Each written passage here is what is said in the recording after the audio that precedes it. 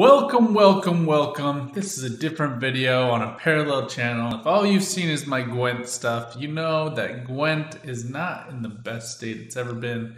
But my name is Gone Gaming, and today we are going to go wogging, as the orcs and goblins love to say.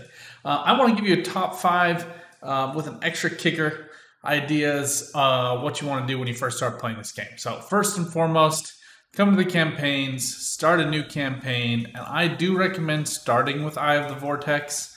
It's a smaller map, has a more cogent storyline, it's a little bit more interactive, and it gives you some better explanations about little nicky-nack things that you have to do. I would also suggest starting as High Elves, and when you first open up the game, you're not going to have all these people unlocked. You have to buy the DLCs, etc., etc. So a lot of them are free, so make sure to do that. That's not one of the tips. Just get those. It's free. You know, get free things. But I recommend starting as Tyrion, and I'm going to enable campaign introduction. Just shows you what's going on here. So we're going to start as Tyrion, and it's going to show a long cutscene. Watch it if you like storylines. If you don't care about the story, you just want to play the game, and go ahead and skip it. But I do think it is worth watching. The story is actually quite good. And the Vortex gives you, like I said, a really cogent, fun story to watch that I would highly recommend if you like, you know, Lord of the Ringsy type stuff, which I do.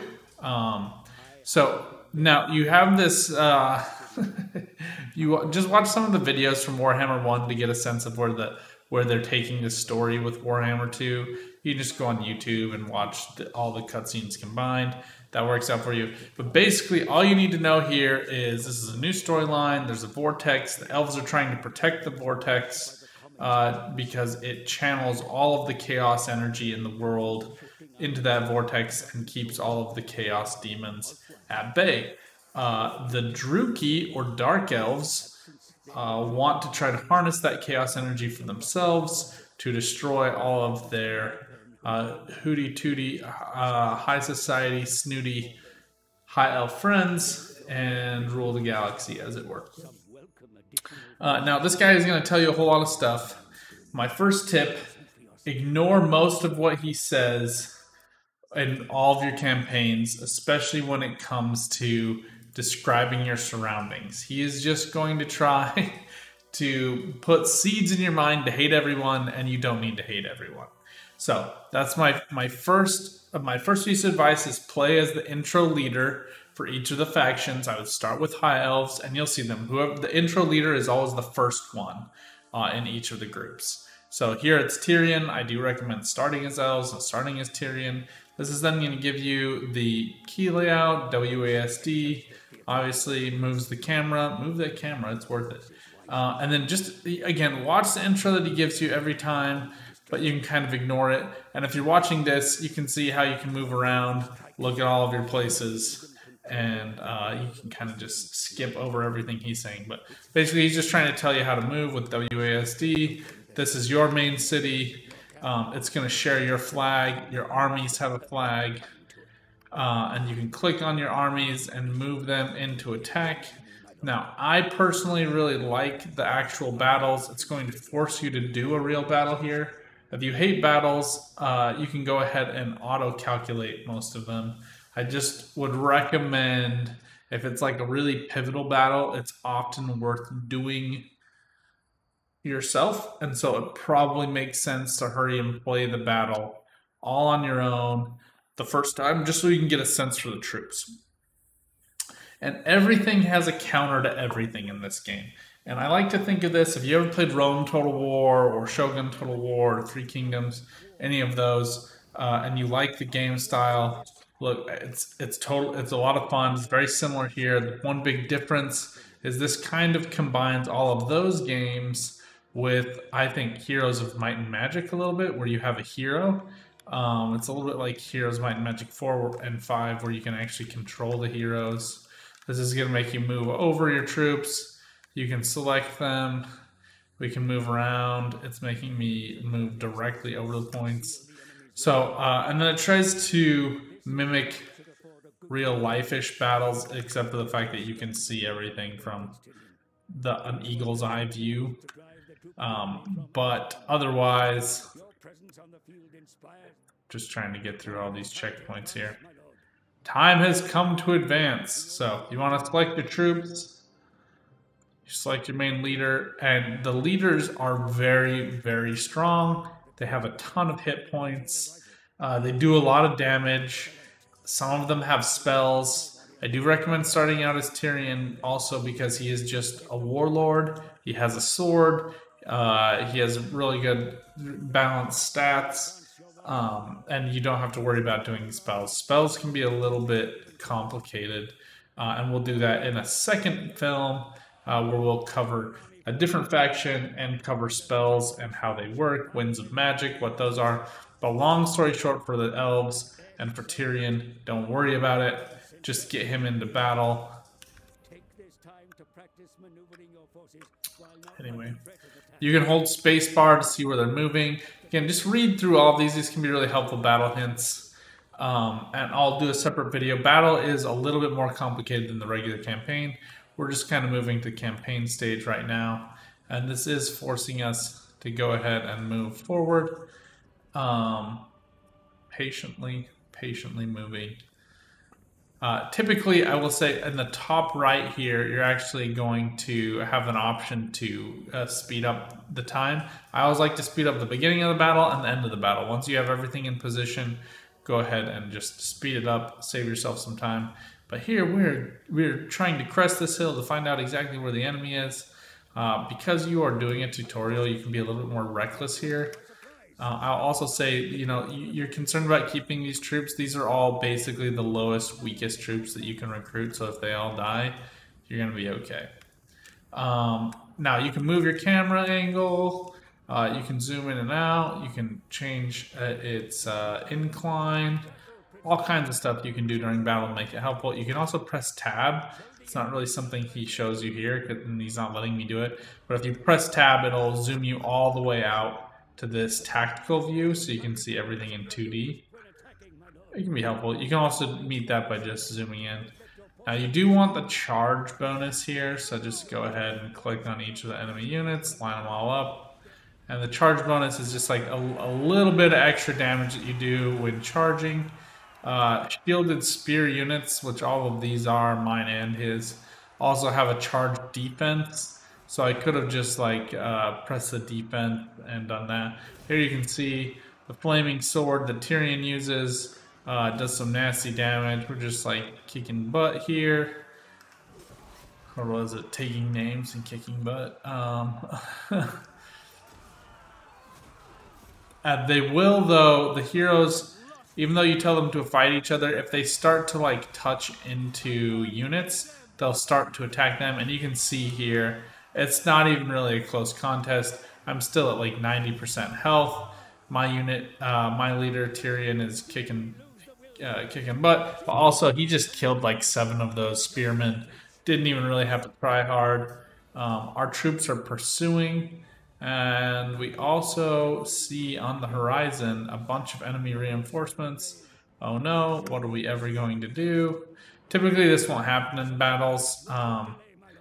You're going to know exactly who's coming into the battle. The only exception is when there's ambushes, which we will cover in a future video. Ambushes are very helpful, but we don't need that. Now, I would say here, when you have spearmen, you want them to crest the hill when it's just spearmen. If you have archers, you want them to be on the crest and then the soldiers to be just in front of them, because you don't want the bows to start hitting into the actual hill. Anyway, this isn't even really getting to any of my helpful tips yet. We're going to get to those in just a minute. But you do want to check to make sure the base speed that it has is always run. You can change this to walk. This affects how tired your troops are once they get into position. Now, I'm a little bit crazy, and I always like to turn off skirmish mode. When I'm behind spears, I just like my archers to get into position, and I don't want them to move. Just want them to sit there and start showering down death. Now you can select all of the troops and it's going to form them into a base line. Like I said, I want my archers on the crest and I want these guys right behind. Your hero also is going to have, when you click on them, you can see this blue ring. That's their area of effect for their leadership. Hey, Jimmy Hardy, how's it going? I'm just recording a little YouTube video right now while also doing some streaming. Thanks for dropping by. Just kind of doing an intro for, I'm starting a new channel. I've done Gwent for forever, and I'm just starting a new channel to do some Warhammer, doing an introduction. And for those of you on YouTube, I'm going to leave my link to my Twitch above in the description. Make sure you come, follow, hang out with us. We always have good times. And I unapologetically will chat with people because they often give me good advice on things that I've thought about or wanted to do before but had forgotten. So anyway, or things I just had totally not paid attention to in my hundreds of hours of playing this game. There's always new tricks and tips for you to learn. I do also love how like your troops get covered in blood when they're fighting. These guys are shade. They don't play nice. Finally getting my archers set up here. These shades are going to start shooting some arrows down. Because we're shielded, we get some bonuses against defending against arrows. So that's good. Not a whole lot to say other than just still getting our guys up into position. And you can kind of decide how thick or thin you want your troop ranks to be. These dread spears are really thin, as you can see looking at them. But again, they also are shielded, so we're losing some value there. Now you can use your archers, as I'm going to do here, to just shoot their archers. That typically works well for me. They're not shielded, so you get a little bit better effect. But shades are pretty mean. Anyway, we do want to, again, get that charge bonus. I want my leader to match up against his leader.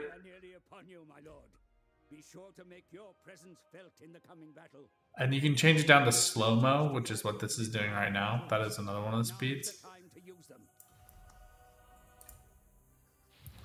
So here you often will have this ability right here. We have stand your ground.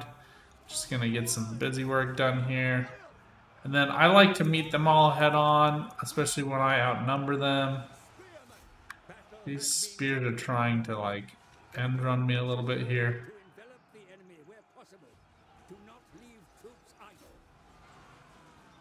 You don't want them to come get you on the side.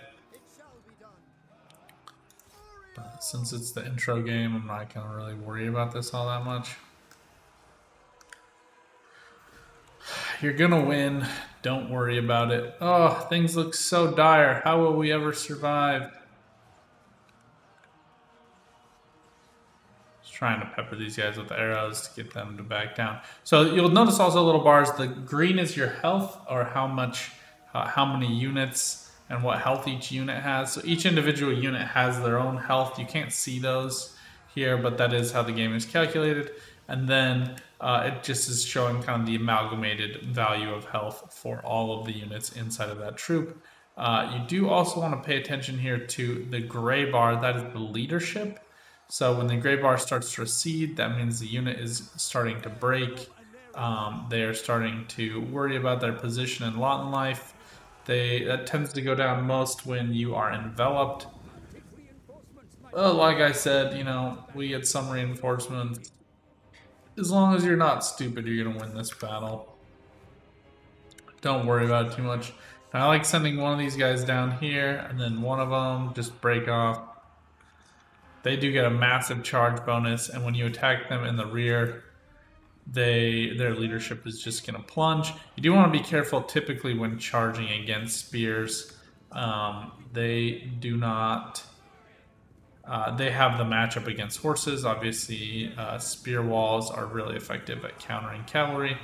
Right here, we're just going to kind of polish off some of these great sword off the shade, push them back, and then we're going to drive up here, charge our lines, and you can watch the troops just get smashed and go helter-skelter as the cavalry charges in. I think these are like silver helms. Yeah, these are like the nice cavalry you don't even get till later. But just crush their front lines. Help put some pressure on them, and you can see their leadership bar here decreasing very quickly.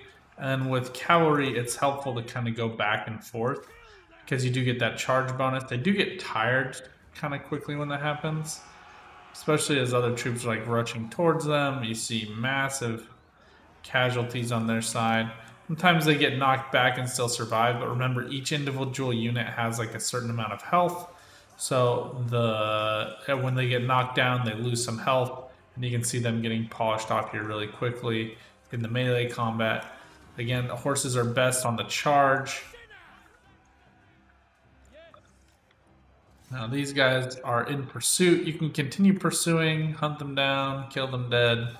That works if you don't want to have to fight them again, but these guys are just going to kind of all disappear anyway.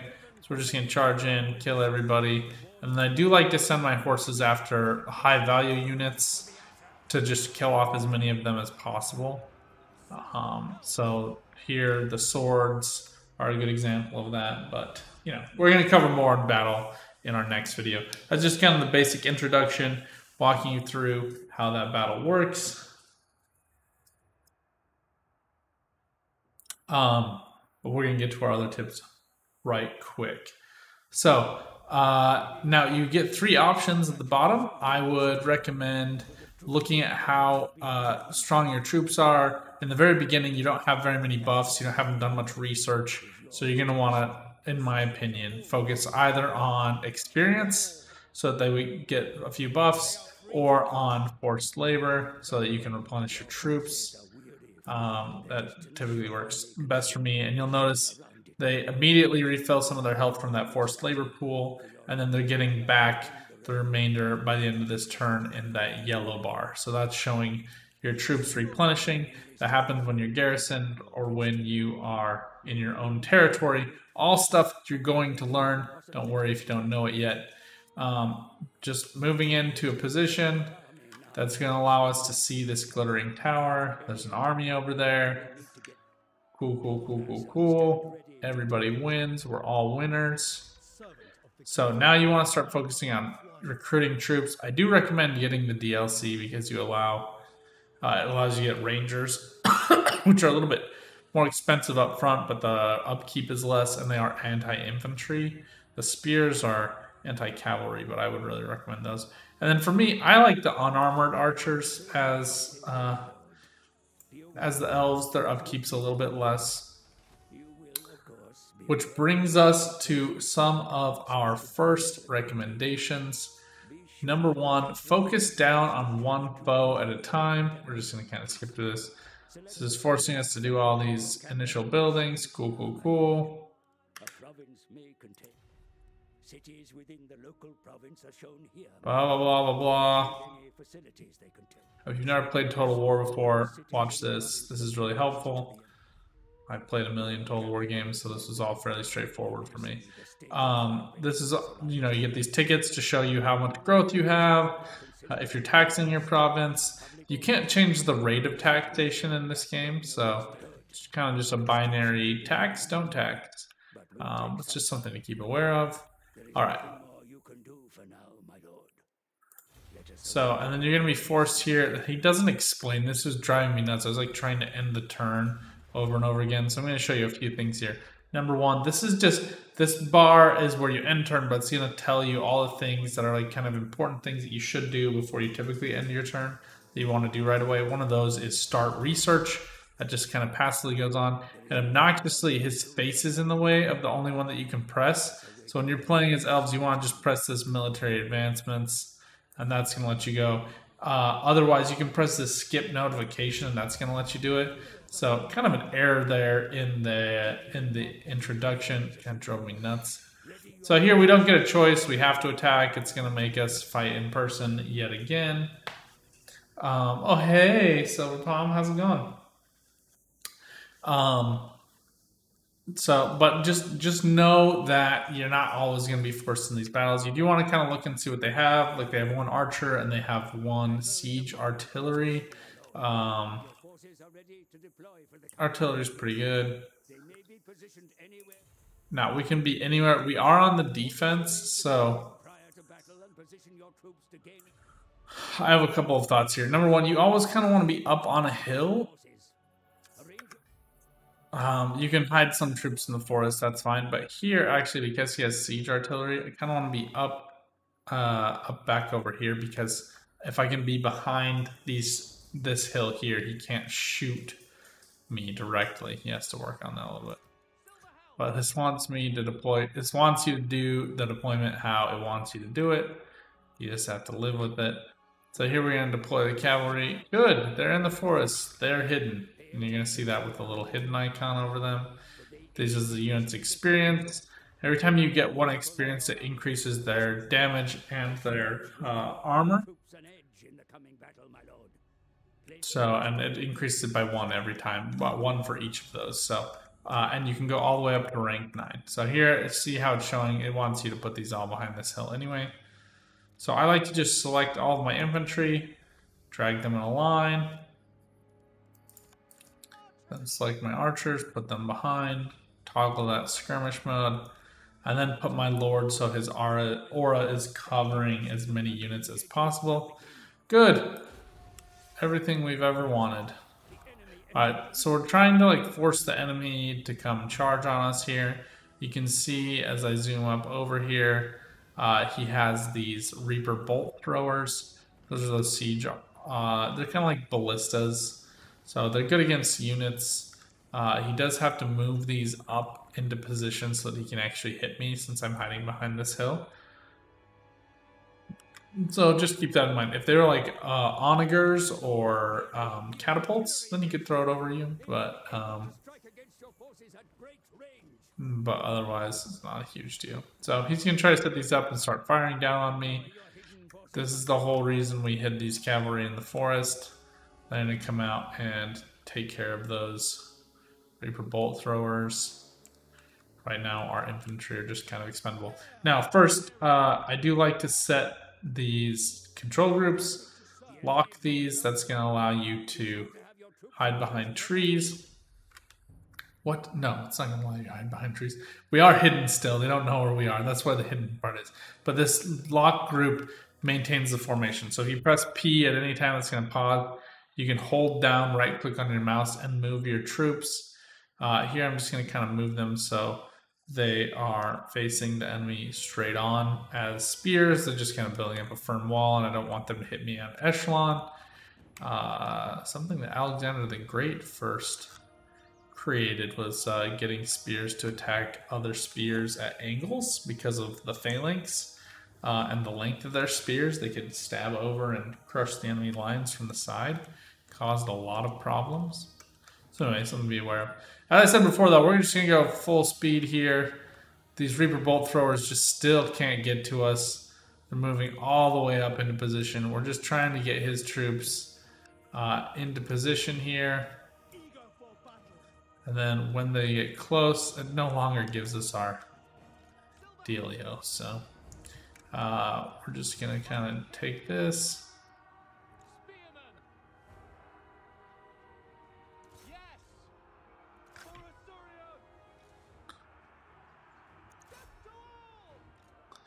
I'm going to send one of these cavalry at these archers. These Reaper bolt throwers are just kind of hammered here. Then we'll take care of these other 2 units here. Goodbye swords. Too bad you didn't eat your Wheaties today. Boom! Just absolutely hammered. You can watch the leadership bar just evaporates here on the Dread Spears. The Bleak Swords are losing very quickly, so they're going to start running. We're going to send our lord after their lord. If you can get their lord killed or routed, it's a pretty easy win for you. Because the leadership of all the troops takes a massive hit. The lord typically has that aura like we were talking about before with Tyrion. That's increasing the leadership of all the troops in his area. And then you can add certain modifiers as you level up your unit. Again, just think Heroes of Might and Magic. As you level up your units, you get new abilities, they get new things. But if you don't kill enough of a troop, slowly over time they're going to get their leadership back. Here, I don't really care about these Reaper bolt throwers because they have to leave their siege equipment in the field. So if they come back and start picking up the fight again, it's not going to be a big deal. These dread spears, on the other hand, are starting to be kind of annoying here. Let's take care of those. I need Tyrion to get up over this hill and start fighting there. Hero.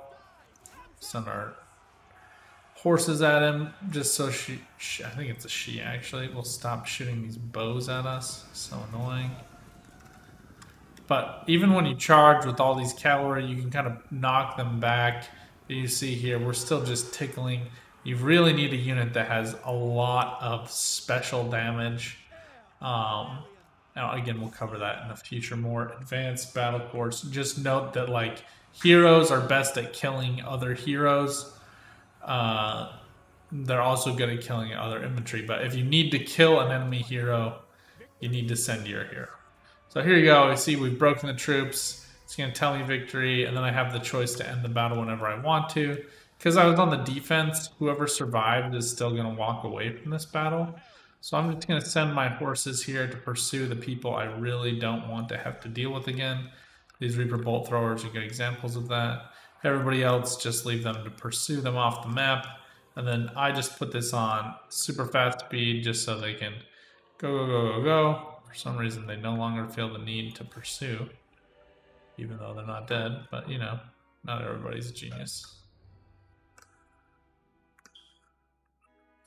Oh, looks like they're going to make it off the map. So the map is ended with these barriers. Once they make it off the map, then they are survived. So that's a little unfortunate for us, but we still put the smackdown on them. We lost 63. They lost 489.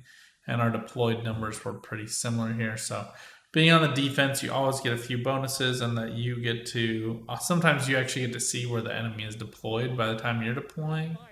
But here, because we get the win, we do want to do this forced labor. Again, just replenishing our troops as much as possible. And then if you are recruiting troops and you lose the battle, even if you survive, your recruiting will stop. But if you win the battle, you'll still follow through on your recruiting from the prior turn. Now, they're going to give you all kinds of things to worry about, yada, yada, yada.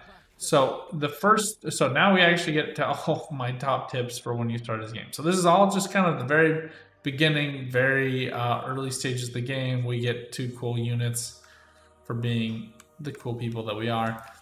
So first things first, play as the intro leader. That's what we're doing here. We're playing as Tyrion. Second off, don't pay attention to the intro video where he tells you everybody hates you, nobody loves you, you got to kill everyone. He's setting you up to fail. Ignore that. Now, my first in-game advice, focus down one foe at a time. Don't go starting unnecessary wars, especially in the early game. You don't have enough resources. It's really expensive to field more than one army at the very beginning. So just stay focused on one foe. Here, in most of the factions and most of the people that you start as, you're already going to be at war with someone. Just focus down on that foe. Typically, they're weaker. They're only based in one specific area. They're going to give you some key settlements that are going to fill out the rest of your province, and you're going to get some good forward progress there. But this connects to my second piece. Focus down on one foe at a time, and 2, remember confederations. If you've played other Total War games, you know this exists. If you haven't, just always keep this in mind. You know, if you've ever worked in foreign affairs, politics, taking classes in it, etc., you know that most, even in wartime, most of the work is spent on diplomacy, not in battles. So you just want to keep this diplomacy bar open all the time. You just, like every turn, every other turn, you're going to want to open this and pay attention here. And keep in mind confederations. Everybody that is part of the High Elf faction, we have this option to join confederation. Now, it's going to take you a while to get to a point where they trust you enough where you can actually confederate. High Elves have some bonuses that they can use to get there a little bit faster. So High Elves especially are made to confederate with one another. Make sure you are taking advantage of that. When you confederate, you're going to take all of their lands and all of their heroes, including their legendary lords. Legendary lords have a lot of bonuses. Most notably, if they die in battle, they just become wounded, and you can recruit them again after a certain period of time. So let the other people do some work, let them do some fighting. You're gonna just try to coalesce all together as one single faction. It might end up being like two big elf factions by the end, but confederations are where it's at. You definitely want to focus on that. And then with people that you're friends with, not friends with, doesn't matter. Trade agreements are great. And then in the early game, you do have this ranking on reliability. So if you have a non-aggression pact and you break it, you are going to take a penalty there, and that's going to affect further agreements that you make with new people you encounter. So you don't want to break those all the time. But non-aggression pacts here are really helpful because they create this. So like when you hover over these, you see these approval from a certain faction. We have gifts that we've given. We have treaties with other factions. So note that Calidor is kind of they're set up to hate us from the very beginning, so they do certainly make them that way, but just something to keep in mind. So, but here we have these Tory Vress is kind of liking us, so we're going to try to set up a trade agreement with them, and you're going to see the amount of money we get per turn and the amount of money they get per turn. And then as we develop our industry and get more troops, that's going to be a little bit better. And then just get as many of these agreements as you can with the people you want to confederate with. The more agreements you have, the more they're going to like each other. See, now we have military access, we have non-aggression pact. Doing that revealed another high elf faction named Kotik. And we're just going to keep going around the horn. You just want to keep making all of these agreements with all these other high elves as you can. You have enough foes as high elves. You don't want to unnecessarily create enemies with each other. And the first time I played this, I was really annoyed at Safari. Actually, was a faction I was really annoyed at because they took some property that I wanted. I stupidly went to war with them and everyone else and got myself into a bit of a pickle. Obviously, I didn't need to do that, which is why I'm giving you this advice. Now, I'm kind of lazy here. I'm just going to auto-resolve this. You just want to keep an eye here on these units. Replenish them here. You also notice whenever we take a city or fight a battle, or we're going to show you some stuff. Right here, it's going to show you the balance of power. The cross section, the hash section is kind of, it could go either way. Really close battles are going to show a large hash section, but most battles are going to be pretty clearly one side or the other. Again, I don't have the motivation, but I can press Quicksave here, or I can press Control S. That's going to Quicksave, and then I can press Control L to load if I really don't like the outcome of the battle. We're just going to keep replenishing our troops here. And then we don't own this territory, so you're seeing we're not getting any yellow bar here because we don't own it. We're just going to kind of keep up the pressure. So one thing I do want to say, always sack, especially in the late game. Here we're only getting 267. It is going to drop the provincial instability by 10, but you're going to take the most amount of money this way. And it shows it to you as options. You can sack and then come back for occupy. So and that's going to give you more money and less decrease on the public order details than you would through loot and occupy. Loot and occupy is kind of the worst of all the options. The one exception to that, so this is one of my tips, always sack, then occupy. I didn't realize this till I played like 100 hours. You get the most gold. You'll even have less instability that way because you drop by 10 for the sack and then you drop by 10 for occupying. Whereas if you loot and occupy, you're going to drop by 30. But if you are going to run out of, if you can barely reach the city and barely attack it with your movement range, you're going to lose all that movement once you occupy a city for the turn. But if you sack the city and you have no more movement and you can't come back and occupy it, then the garrison in the city is going to come back. They're still going to be really weak, but you will have to actually fight people there again. So the one exception to this always sack rule is if you're out of turn movement and it's kind of the very last thing, you can barely reach it, just go ahead and loot and occupy. It's not going to be quite as much money and you are going to have some more instability, but loot and occupy is worth it. Which brings me to the next thing. Don't worry about insurrections, okay? You're going to have an insurrection when this hits negative 100. You know, it's going to tell you, oh no, you're going to have an insurrection. But especially in the early game, the armies that are raised by insurrections are trash. They suck. They start with 4 units, and then they get more units per turn. So you do want to have them start and then kill them as quickly as possible. You're going to get your troops experience, your leader. You can see here, I'm ready to level up twice here. So you do want to level up. It's totally worth it. Get that experience for your lord. And this brings us to our last piece of advice, which is focus down on getting lightning strike. I had that advice given to me by a couple of friends here on in my Gwent server and on my Discord. Make sure to join the Discord if you want to stay in touch with me and get to know the rest of the fun folks in our community. But they strongly suggested to me that I do this lightning strike. I was very happy I did. This is really helpful. Your leader is not going to bring any of your own reinforcements into battle, which means if you have a secondary army or a city with backup, that's not going to go into battle. But more importantly, your opponent is not going to bring any reinforcements into battle. So you can kind of targeted kill certain specific units and their armies without drawing in the reinforcements once you have that ability. What's more, each of the different factions are going to have different bonuses here, and for Elves, Merchant Lord I find to be really good because you're going to be trading a lot with the other Elven factions, hopefully also with Lizards, who you can get along with pretty well, maybe even like the Empire and some of the other people. But in this Vortex campaign, there's not as much Empire. There's just one, but you're still going to trade with a lot of people. So increased tradable goods works really well. But I like the recruitment cost first off. Just getting troops for cheap is really, really helpful. And then you do want to focus on getting all 3 of these provinces in your sector, and we're going to be covering more about how you can do commandments, how you can do certain tips and tricks beyond that. But for right now, I think this covers our very first video. We're already 37 minutes into it. So thank you so much for hanging around. Thank you for watching this channel. If you like this video, you want to see more, please like, subscribe, share with a friend. Until next time, though, good luck on the path. Get out there and keep on warging. Bye for now.